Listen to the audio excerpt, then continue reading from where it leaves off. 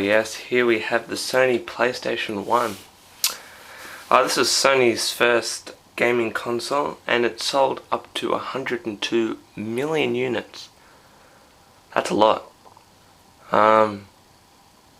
Its update, the PlayStation 2, sold 150 million. So Sony has done an excellent job at selling their consoles. They're just tanks. But anyway, let's just take a close-up of this. First, you have the controller slots, and this system uses discs. Okay. Alright, discs. They're really cheap to make, so I can make many more games like that and sell them cheaply. Whereas with the Nintendo 64 competing against it, they're using cartridges, and that costs a lot more. Therefore, PlayStation 1 was more cheaper, and more people wanted it. So excellent. And the reason why I brought it up was because of memory card slot. Okay, because they're on discs, they can afford to have large games, but you can't save on discs, so you need a memory card that goes into the slot. Now, I don't have a PlayStation 1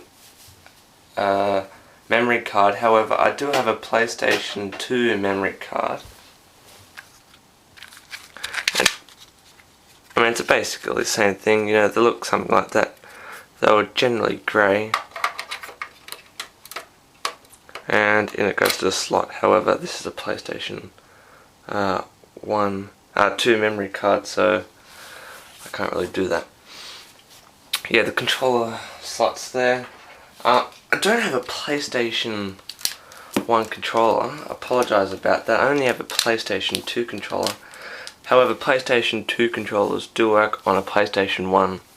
The PlayStation 1 controller is the exact same as this.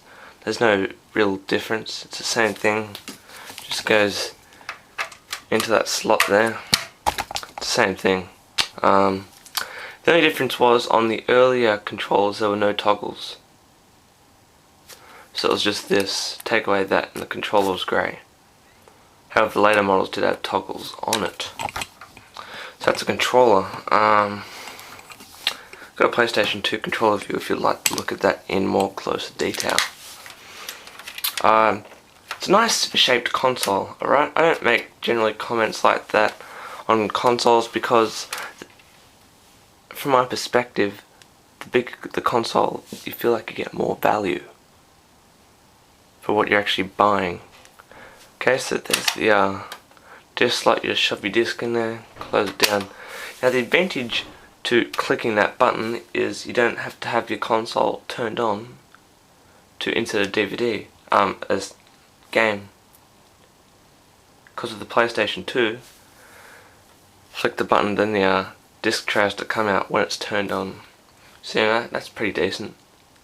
Yeah, so go back to size. I mean, I love it. You go over to your friend's house, put it in your backpack, no worries. And it's just a perfect rectangular prism. I love that. Whereas all the other consoles, you know, they're weirdly shaped. All the newer consoles, same thing, except the Wii is pretty tiny.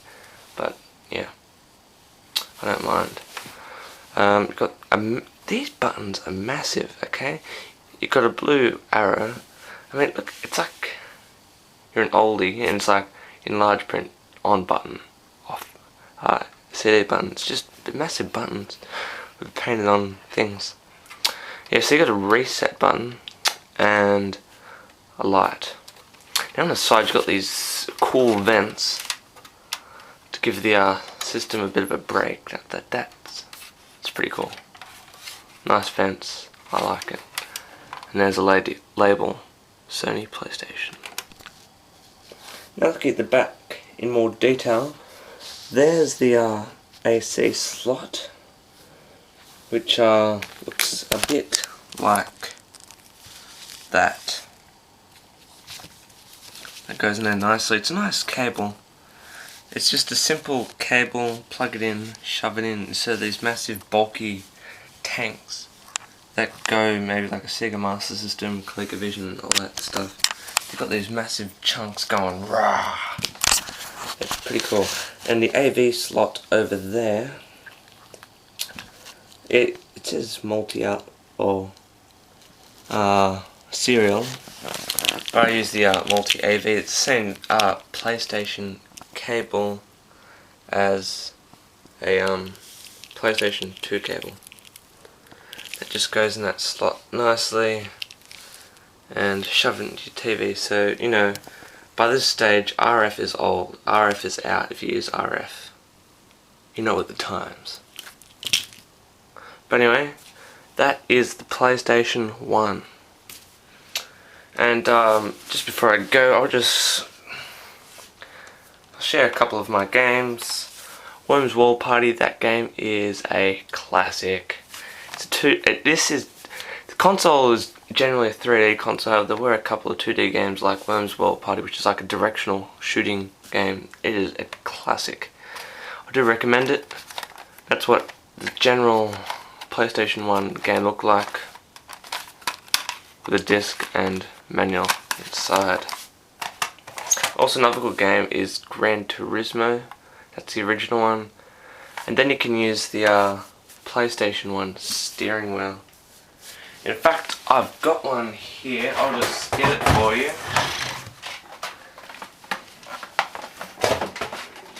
Here it is. Got two pedals, a brake and accelerate. Push those down. Pretty sweet. And steering wheel, you just turn. However, I actually found the controller better, because the steering wheel isn't as good as it is cracked up to be. Also, Simpsons Wrestling. That's also a fun game. And also, you may have heard of Tekken. Here's Tekken. Yeah. Or there also are some other good games like Crash Bandicoot, Croc, like these little miniature games. They're a bit of fun, and Tomb Raider.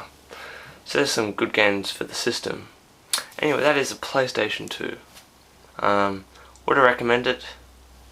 No, not really. Even though it is a good console, do not buy the PlayStation 1. But if you want to play PlayStation 1 games, buy the PlayStation 2, okay? Don't buy this, buy the PlayStation 2. I found this in the junk, so you know. I didn't buy it, because PlayStation 2 can play PlayStation 1 games. So you may as well buy a PlayStation 2 and get your money's worth. And it has a DVD player. Now, you can't disagree with that. Anyway, that's PlayStation 1.